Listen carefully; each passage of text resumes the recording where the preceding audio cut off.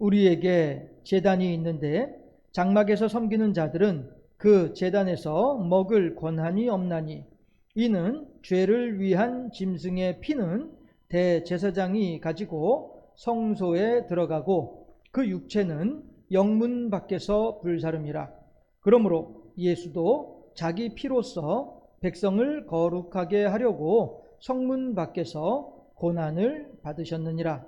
그런즉 우리도 그의 치욕을 짊어지고 영문 밖으로 그에게 나아가자.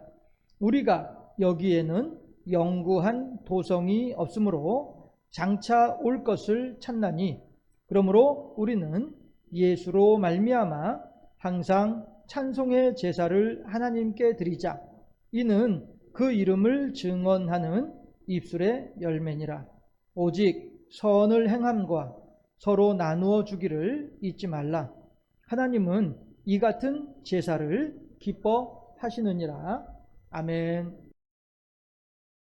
오늘 설교 제목이 찬송의 제사입니다. 본문에 있는 말씀을 따라서 구절을 따라서 찬송의 제사라고 했는데 제사라고 하는 말을 보니 마침 우리 손진혜 집사님 부인 고 김선희 집사 장례를 치렀던 일들을 같이 이렇게 맞물려 있어요. 일부러 이렇게 정했던 것은 아니나 일이 이렇게 되고 말았습니다. 되고 말았다라고 하는 표현이 좀 이상한데 이렇게 맞물렸습니다. 예. 어쨌든 우리들은 이 찬송의 제사라고 하는 본문에 있는 이 말의 의미를 한번 깊이 찾아볼 수 있기를 바랍니다. 저는 오늘 여러분들과 더불어서 과연 찬송의 제사라고 하는 말이 무슨 의미인지를 찾아가는 그 과정을 여러분들과 함께 생각을 해보고자 합니다. 해서 10절부터 이 본문에 있는 말씀들을 하나하나 살펴가면서 과연 무엇이 찬송의 제사인지 그 찬송의 제사라고 하는 말의 의미를 한번 찾아보고자 하는데 제가 찾은 것을 여러분들에게 전달할 때 여러분들도 함께 찾아서 하나님을 향하여서 찬송의 제사로 영광 돌려드리는 복되고 아름다운 하나님의 사람들로 세워질 수 있기를 주님의 이름으로 축원합니다. 오늘 본문 10절, 11절, 12절을 보면 낯이 익은 장면 아닙니까? 대제사장이 짐승의 피를 가지고 뭐 이렇게 얘기를 하는 내용들이 나오잖아요. 그렇죠? 들어가고 이런 내용. 이것은 어떤 내용이냐 하면 우리가 알고 있는 5대 제사 가운데에서도 7대 절기 5대 제사가 아니라 7대 절기 가운데에서 대속죄일에 해당하는 날에 이루어지는 번제의 내용이에요. 네. 그러니까 대제사장이 절기 가운데 또 제사 가운데 대제사장이 등장한다. 이렇게 되면 이거는 대속죄일이란 말이죠. 예. 대속죄일이라고 하면은 1년 동안에 모든 백성들이 지었던 죄들을 한꺼번에 속죄하는 날, 이 날이 대속죄일이죠. 이스라엘 사람들의 달력으로는 7월 10일이고, 뭐 여러분들이 익히 다 알고 있는 내용이겠습니다만은, 예, 그냥 제가 다 내용을 그냥 이야기하고 맙니다. 예. 웃자고 해도 웃지도 않으시고. 예. 해서 매년 7월 10일이면 대속죄일이고요. 예. 이 대속죄일이면 대제사장이 모든 백성들의 1년 동안 지은 모든 죄를 소 한 마리에 그 모든 죄를 다 전가시켜서 그 짐승을 잡고 그 잡은 짐승의 피를 대접에 받아서 금대접에 받아서 대제사장이 이 금대접을 아마도 이렇게 두 손으로 고이 받쳐들었겠지요. 그리고 물두멍을 지나 성소 휘장을 젖히고 들어가서 떡상과 등대 사이에 있는 향로를 지나 지성소 휘장을 젖히고 들어가면 뭐가 있습니까? 증거의 궤가 있죠. 그리고 증거의 궤짝을 우리가 법궤라고 알고 있는 증거의 궤짝이 있고 그 궤짝을 덮고 있는 뚜껑, 그 뚜껑을 시은좌 혹은 속죄소라고 합니다. 해서 속죄소 하게 되면 우리 백성들의 모든 죄가 사해지는 장소다라고 해서 속죄소이고, 시은좌는 그러므로 말미암아 하나님의 은혜가 시작되어지는 자리이다라고 해서 시은좌예요. 그 금으로 둘러싼 넓은 판자예요. 금박으로 입힌 넓은 판자. 그 위에 금대접에 담겨져 있는 어린 소의 피를 쏟아붓게 됩니다. 쏟아부으면 그 금박을 입혀 놓았기 때문에, 금속 제품이기 때문에 피가 스며들지는 않습니다. 사방으로 이제 흘러내리겠죠. 흘러내리지만 우리가 좀 더 그 상황을 사실적으로 상상해 보자면, 사막의 무더운 날씨이기 때문에 그 사이에도 피는 얼마든지 응고될 수가 있습니다. 그러면 이것을 그 시은좌, 금박을 입혀놓은 시은좌 위에다 붓게 되더라도 중간중간에 피 덩어리들이 뭉쳐져서 있을 거예요. 물론 그 대부분의 피물들은 이제 금박을 입힌 시은좌 사방으로 튀어서 흘러내리겠죠. 그러나 시은좌 위에는 듬성듬성하니 피의 덩어리들이 몇 개이든 있겠죠. 그러면 하나님께서는 경상도 사투리에 매매라고 하는 말이 있죠. 닦을 때 설렁설렁 닦지 말고 매매 닦아라. 그렇죠? 예. 이 짐승의 피를 시은좌 위에 매매 바르지 않더라도, 설렁설렁 발라놨더라도, 그럼에도 불구하고 하나님께서는 그 시은좌 전체가 새빨갛다라고 인정해 주신다는 거죠. 우리들의 행위가 하나님 보시기에 100점짜리가 아니라 할지라도, 다만 그 속에 1점짜리일지라도 하나님에 대한, 예수님에 대한 신앙이 있다고 한다면 하나님께서는 그 1점짜리 신앙을 가지고서도 우리들을 구원시켜 주겠다는 거예요. 이게 시은좌에 담겨져 있는 하나님의 구원의 약속입니다. 우리들은 보통 그래도 적어도 한 80점, 70점, 80점, 90점은 돼야 구원받을 수 있지 않겠어? 라고 생각을 할 수 있겠죠. 그러나 하나님께서는 그 넓은 시은좌 금판 위에 요만큼의 핏방울만 떨어져 있다 할지라도, 그래, 이 금판은 노랗지 아니하고 새빨갛구나 라고 인정해 주신다는 거예요. 인정. 해서 우리들이 하나님 보시기에 그렇게 큰 일을 하지 않아도, 우리들이 하나님 보시기에 어떤 중요한 일을 하지 않아도, 그저 예수 그리스도의 십자가를 믿는 믿음의 요 한 오락이라도 있다고 한다면 하나님께서는 그것을 근거로 내가 너를 구원하겠노라 라고 말씀하신다는 거죠. 이것이 바울이 로마서에서 말하는 간과하는 은혜예요. 하나님께서 우리들의 죄악된 모습들, 혹은 하나님께서 우리들의 믿음의 상태를 현미경을 가지고 들여다보시면 과연 우리들은 하나님 보시기에 합격할 수 있는 사람이 누가 있겠냐 하는 거예요.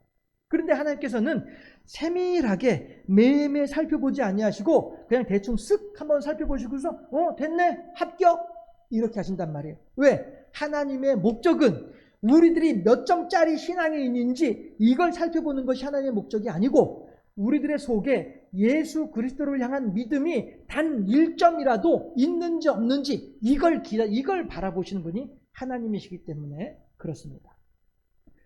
어쨌든 다시 대속죄일로 돌아와서 하나님께서는 그렇게 대속죄일에 시은좌에 뿌려지는 짐승의 피를 보시면서 하나님의 은혜가 백성들에게 시작돼서 전달되는 것입니다.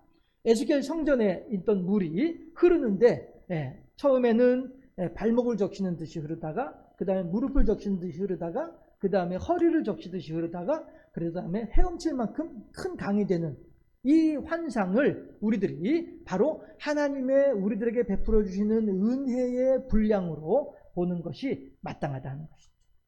그렇게 하나님께서는 우리들에게 헤엄칠 만큼, 우리가 감당 못할 만큼 풍성한 은혜를 주고자 하신 분이 하나님이시더라.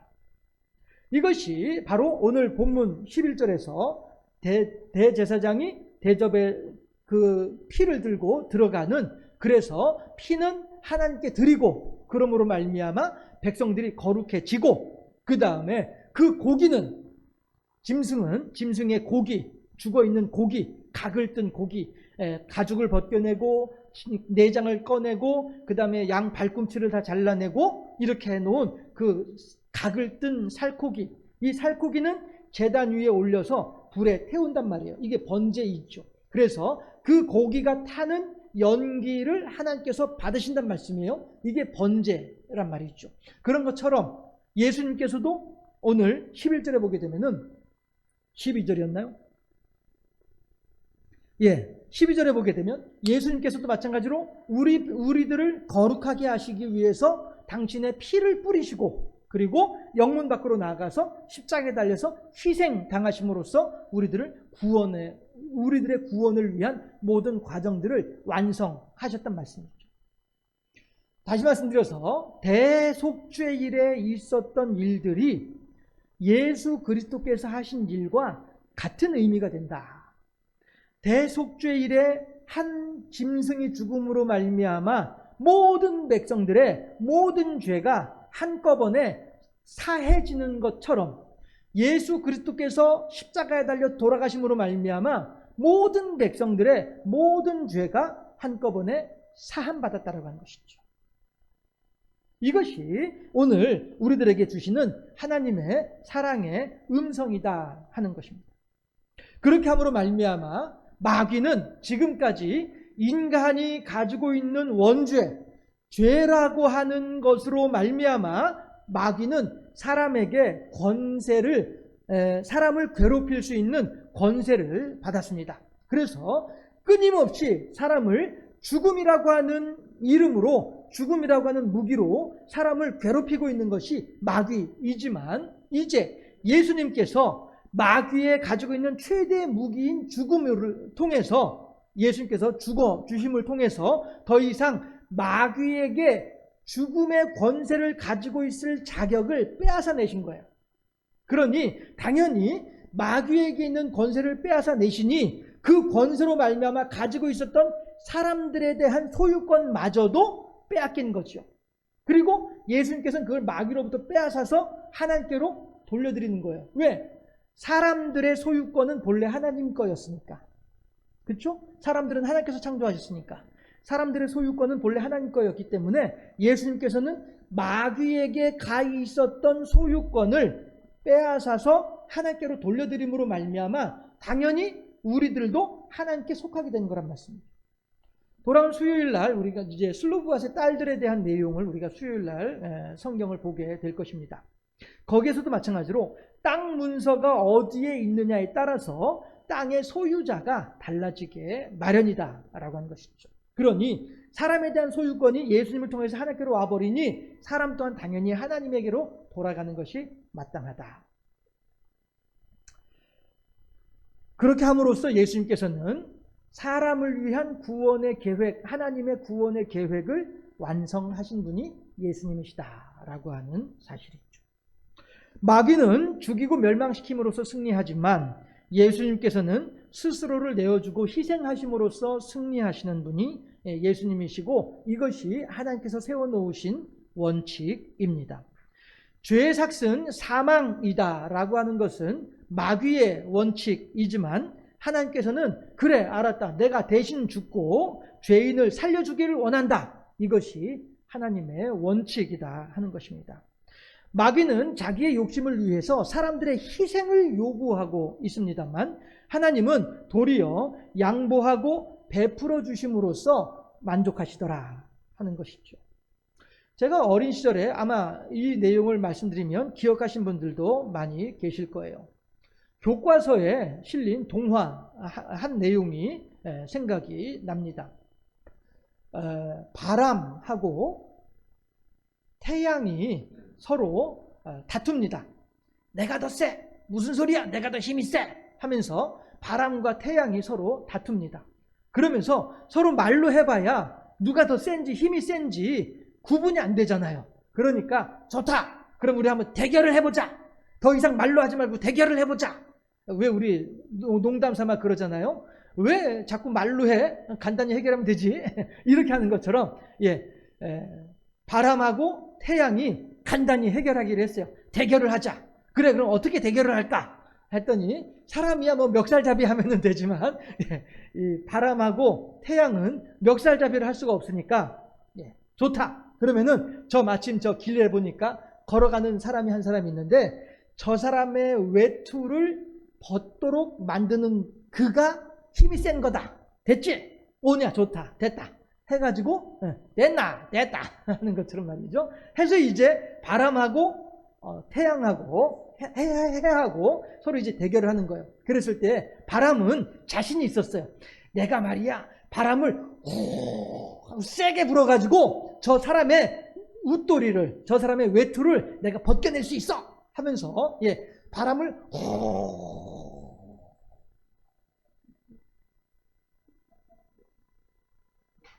하는데 어떻게 돼버려요? 그렇죠. 옷을 여며버리고 마는 거예요. 이러니 아무리 바람이 하더라도 이게 벗을 생각을 안 하고 도리어 더 이제 이렇게 한단 말씀이에요. 이러니까 바람이 지쳤어. 아이고, 나 더 이상 못하겠다. 그랬더니 태양이 가만히 있다가 이제 내가 한번 해보랴? 그래, 한번 해봐라. 내가 못 벗겼는데 넌들 벗길 수 있겠냐? 이건 무슨 부야? 이랬단 말이죠. 그랬는데 태양은 어떻게 해요? 따뜻한 기운을 자꾸 주는 거예요.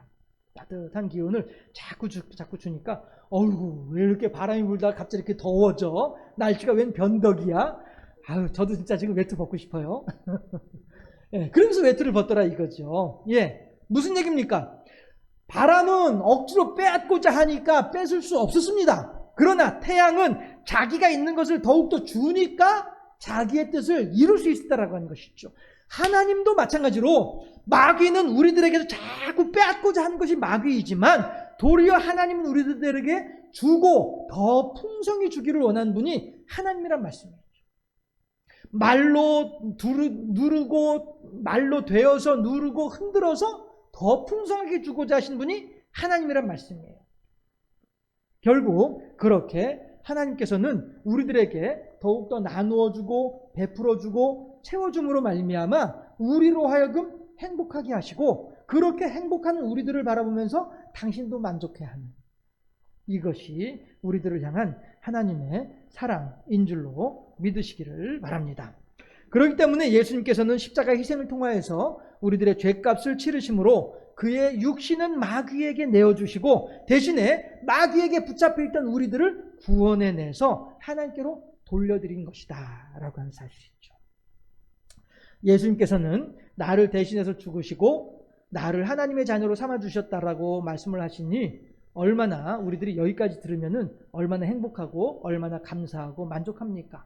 야, 예수님이 나를 위해서 그렇게 죽어주셨어? 야, 신난다, 땡 잡았다 라고 할 수 있죠. 그러나 여기까지는 하나님께서 하신 일입니다. 다시 말씀드려서 여기까지는 하나님께서 하실 몫이에요. 나머지 몫이 있습니다. 그 나머지 몫이 무엇이겠습니까? 우리들의 몫이에요. 예수님께서 말씀을 하시죠. 양들은 목자의 음성을 알고 자기 주인 되는 목자만을 따라가느니 라고 예수님께서 말씀하시잖아요. 그렇죠? 하나님께서 지금 우리들에게 예수님을 통하여 우리들의 모든 권세를 마귀에게 속해 있던 우리들의 모든 소유권을 예수님을 통해서 빼앗아서 하나님께서 도로 돌려받으셨어요. 여기까지는 하나님께서 하신 일이에요. 이제 누구든지 예수 믿으면 멸망하지 않고 구원을 얻으리로다. 요한복음 3장 16절. 이 모든 일들을 우리들에게 해놓으셨어요. 이제는 우리들의 할 몫이에요. 상이 베풀어져 있는데 주께서 원수의 목전에서 상을 베푸시고 내 머리에 기름을 부으시니 내 잔이 넘치나이다 라고 하는 내가 이제 내 앞에 놓여져 있는 상을 누릴 수 있는 이게 필요해요. 게으른 사람은 어떻게 한다고요? 손에 숟가락을 들고서도 그 숟가락을 들어서 입에 음식물 넣는 것조차도 괴로워한대요. 게으른 사람들은. 하나님께서 우리들을 위해서 모든 구원의 밥상을 다 차려놓으셨음에도 불구하고 이거 떠먹는 거, 이거 귀찮아가지고 그 밥상을 걷어차는 사람들이 있다고 한다면 그 사람들은 얼마나 어리석은 사람들이겠냐 하는 것이죠. 그러나 아침마다 목자가 와서 이 갓도리네 양도 있고 갑순네 양도 있고 영철이네 양도 있고 막 온 동네 사방에 있는 양들이 다 한 곳에 모여 있는 여름 목장에서 이 돌을 가지고 울타리를 쌓아놓고 있는 여름 목장에서 아침에 갓도리가 와가지고 문지기한테 문지기 내가 어떻게 저녁에 내 양 30마리 맡겨놨잖아. 그럼 문지기는 장부를 딱 보고서 그렇네, 갓돌이 30마리 돼 있네, 찾아가.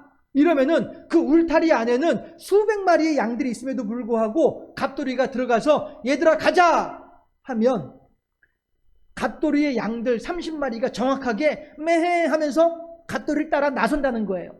이게 요한복음에 나오는 양과 목자의 관계란 말씀이죠. 그리고 그렇게 목자의 음성을 따라서 따라 나온 양들은, 이 목자는 성실하고 이 목자는 유능한 목자이기 때문에 어느 곳에 가면 풀이 맛이 있고 어느 곳에 가면 물이 신선한지를 잘 알고 있는 사람이란 말이에요. 어디에 가면 짐승의 습격이 없는지를 잘 알고 있는 목자란 말이죠. 그러니 목자의 음성을 듣고 따라 나서는 그 양들마다 그 목자로 말미암아서 쉴 만한 물가와 푸른 초장을 누릴 수 있더라. 사람이 등 따시고 배부르면 행복한 것처럼 양들도 초장과 물이 있으면 행복한 거죠. 짐승의 침범이 없으면 행복한 거죠. 그러나 그 목자의 음성을 따라가지 아니하고 목자의 음성 싫어서 제 길로 가게 되면 그것은 어느 길로 갈지 알 수 없는 길이란 말이죠. 하나님께서는 지금 우리들에게 그렇게 우리들을 부르고 계십니다. 한웅아 이리 오너라. 한웅아 나랑 같이 가자. 부르고 계신다는 거죠. 이 음성에 대해서 이제 하나님께서 하실 일은 다 했어요. 부르시면 거기에 대해서 아멘 하고 따라 나서는 일이 우리들이 해야 될 일이에요.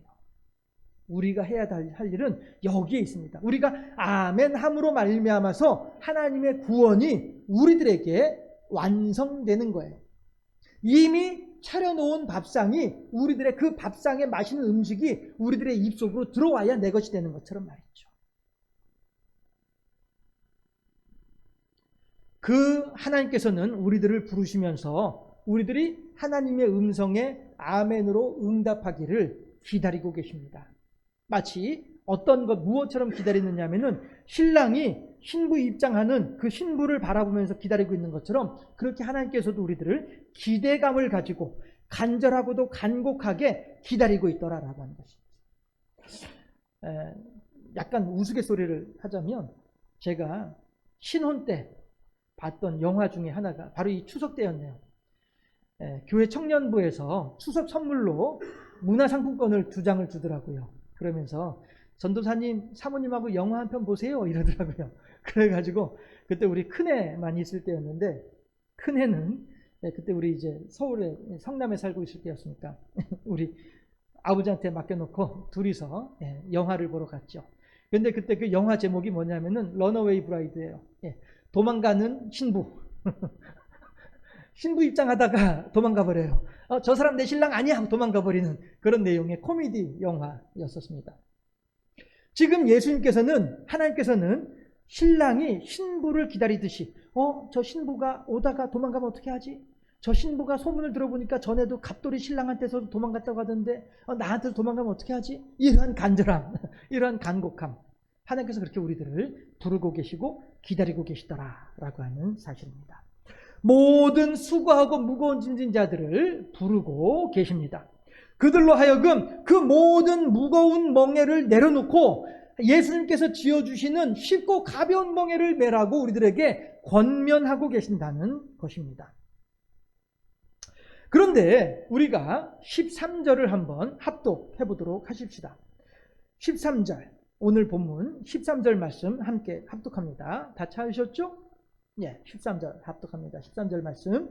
그런즉 우리도 그의 치욕을 짊어지고 영문 밖으로 그에게 나아가자. 아멘. 제가 가끔 말씀드립니다만 그냥 성경을 읽는 거하고 설교를 위해서 성경을 읽는 거하고는 다르더라 하는 것을 제가 여러 번 말씀을 드리죠. 이 13절 말씀 마찬가지로 그동안에는 그러니까 예수님을 믿으려면은 성도들이 고난을 받아야지 라고만 생각을 하면서 13절 말씀을 묵상을 해 왔었어요. 그런데 이번에 이 설교를 위해서 다시 한번 10절부터 16절까지 말씀들을 묵상을 하다 보니 13절에서 다른 새로운 의미를 발견하게 되었습니다. 물론 선배 목사님들 가운데 혹은 선배 주석가들 가운데에서도 이미 제가 생각했던 것을 먼저 그렇게 생각을 하고 글로 써놓았던 그런 부분들도 있을 수 있겠습니다만서도 어쨌든 제가 발견했던 제가 느꼈던 새롭게 발견한 것이 숨어있던 그림, 숨은 그림 찾기 하듯이 말이죠. 새롭게 발견한 것이 있었는데 과연 치욕이 무엇이냐는 거예요. 치욕. 과연 무엇 때문에 치욕이라고 하는 단어를 사용했을 것인가. 여기에 대해서 참 궁금증이 생겼습니다. 그래서 계속 본문을 묵상을 하다 보니 결국 그 치욕을 짊어진다라고 하는데 그 치욕은 어떤 치욕이냐면요. 나의 치욕이에요. 왜냐하면 지금 이 치욕이라고 하는 것은 예수님께서 성 안에서 뿌리신 피를 의미하는 거거든요. 그렇잖아요. 예수님께서 성 안에서는 백성들을 거룩하게 했고 그 다음에 영문 밖에 나가서 몸을 희생하셨다. 이렇게 얘기를 하잖아요. 그러니 성 안에서는 피를 뿌리고 희생을 하신 거예요. 우리들을 거룩하게 하셨단 말씀이죠. 우리들을 거룩하게 하기 위해서는 어떻게 해요? 우리들의 모든 죄를 우리로부터 떨어뜨려야 될 거 아니에요. 우리들로부터 죄를 떨어뜨리는 과정이 예수님의 피였단 말씀이죠. 그러니 예수님께서 제 대신에 짊어지고 계신 것은 우리들의 치욕이었단 말씀이에요. 우리가 제사를 지낼 때에 양의 머리에다가 나의 죄를 전가시키잖아요. 그렇죠? 자, 양아, 내가 갑돌이를 5대 때린 죄를 너에게 전가시키노라. 그러므로 갑돌이 5대를 때린 죄는 나에게서 양에게 넘어가고, 머리의 안수함으로 말이죠. 양에게 넘어가고 양이 나의 죄를 짊어지고 양아 네가 죽을지어다. 이것이 제사장 앞에서 양을 가지고 온 죄를 지은 죄인이 양에게 하는 말이잖아요. 죄를 전가시키는 내용이잖아요. 그런 것처럼 예수님께서도 하나님, 저 이한웅이란 사람이 지은 죄 때문에 이한웅이란 사람이 죽어야 하오나 하나님이시여, 이한웅의 모든 죄를 내가 전가 받았습니다. 그리고 내가 죽습니다. 그래서 내가 흘리는 피가 여기에 있습니다. 그 피가 뭐예요? 치욕의 피란 말이에요. 누구의 치욕의 피예요? 나의 치욕의 피란 말씀이죠. 결국 13절에서 저는 이 13절 말씀이 참 본문 속에서 어울리지 않는 말이었고 생뚱맞은 말이었습니다. 그래도 그냥 별 생각 없이 그래 성도라면 고난받아야 이러고 넘어갔었는데 다시 가만히 생각을 해보니 이 치욕은 우리가 짊어져야만 할 예수님의 치욕은 결국에는 예수님의 치욕이 아니라 본래 나한테 있었던 거였었어요. 그런데 나한테 있던 것이 예수님에게로 넘어가고 말았던 것이죠. 그러면 다시 한번 생각해 봅시다. 우리는 10년 전에 지은 죄를 오늘은 안 짓고 있나요? 5년 전에 지었던 죄를 오늘은 안 짓고 있나요? 어저께 지었던 죄조차도 작심삼일 오늘 또 짓고 있는 것입니다. 어떤 분이 그렇게 말씀을 하세요. 내가 교회를 다니면서 담배를 끊어야 되는데 담배도 아직 못 끊고. 이거는 당신 스스로의 율법 속에서, 당신 스스로의 생각 속에서, 당신 스스로의 신앙 고백 속에서 내가 예수 믿는다 하면서 담배를 피우면 안 된다라고 하는 사실을 알고 있는 거예요. 그럼에도 불구하고 내가 또다시 담배를 피운다. 이것은 내가 알고 있으면서도 또다시 그 담배를 피움으로 말미암아 그 담배가 나한테 죄가 되는 거예요. 나는 여전히 죄를 짓고 있는 것이죠. 결국 예수님의 치욕의 피덩어리들은 그때 한순간으로 끝난 것이 아니라 오늘도 여전히 나의 죄로 말미암는 예수님의 치욕의 피덩어리가 있단 말이에요. 그러니 우리들은 날마다 그 치욕의 피덩어리들을 우리들의 몸에 짊어져야 되는 거예요. 그 짊어진 것으로 우리들은 영문 밖으로 나가야 되는 거예요. 왜? 예수님께서 영문 밖에서 죽으셨으니까. 우리들도 날마다 우리들의 치욕을 짊어지고 대신에 여러분들 내 능력으로 그 치욕을 내 능력으로 사함받은 것은 결코 아닙니다. 이건 분명하게 아셔야 돼요. 예수님의 십자가를 우리들의 마음에 짊어진다는 얘기예요. 나의 죄로 말미암아 예수님께서 돌아가셨다라고 하는 사실을 다시 한번 내가 깊이 인식을 해야 된다는 것이죠. 그리고 그렇게 해서 나의 육신으로 하여금 나의 죄악된 본성이 죽는 자리, 영문 밖으로 나가야 된다는 것입니다. 그 자리는 어떤 자리입니까? 내가 하나님을 향하여서 믿음의 결단을 하는 자리이고 하나님을 향하여서 경배하는 자리이고 예배하는 자리가 된다는 것이죠. 그래서 15절에서 찬송의 제사라고 하는 말이 나오게 되는 거예요. 우리들은요, 날마다 하나님을 향하여서 하나님, 나는 예수 그리스도를 십자가에 못 박혀 죽게 한 죄인입니다. 어저께도 그런 죄를 지었고 오늘도 이런 죄를 지었으며 저는 지금도 벌써 내일은 그러한 죄를 지을 계획조차 세우고 있는 이렇게 악한 자가 저입니다.